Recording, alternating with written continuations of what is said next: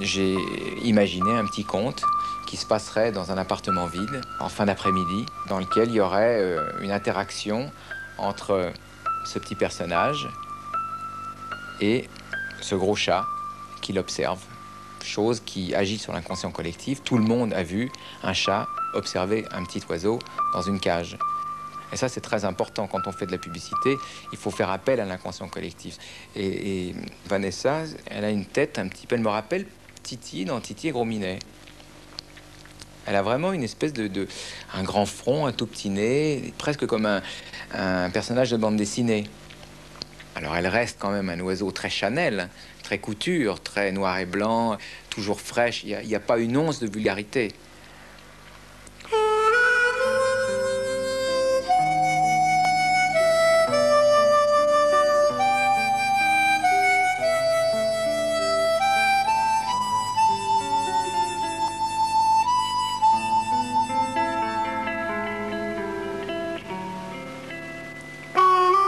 Attention, tu regardes bien Gros Minet qui est à ta gauche.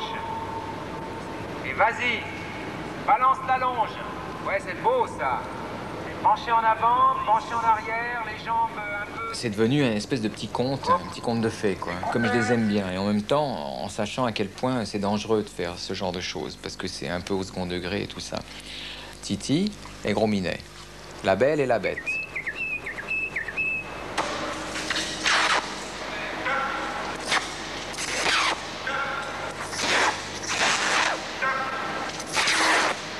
Alors, les éclairs sont pas absolument nécessaires, mais je les ai rajoutés parce qu'un numéro de cirque, il n'y a rien de plus triste qu'une fille qui va se balader dans une cage à oiseaux sans poursuite.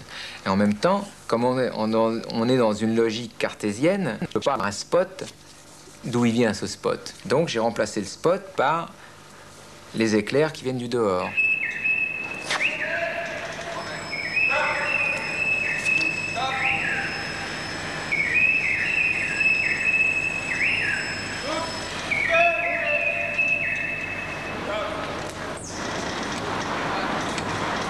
Très bien.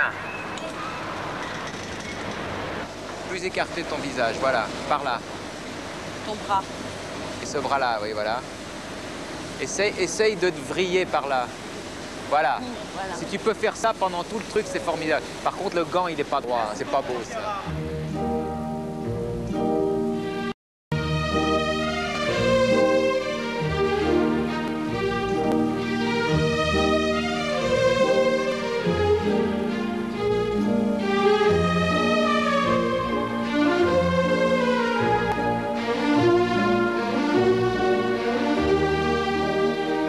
Ce film, c'est un travail d'équilibriste. On manie le drame et la légèreté sur le fil du rasoir, si j'ose dire. On est à la limite du mauvais goût, et c'est en étant à la limite du mauvais goût qu'on avance, qu'on fait avancer les choses. C'est pas en restant dans le bon goût. Il n'y a rien de plus triste que le bon goût. Et dans la mode, les gens qui ont fait avancer les choses faisaient scandale. Chanel, la première. Elle faisait des choses que personne n'avait fait avant.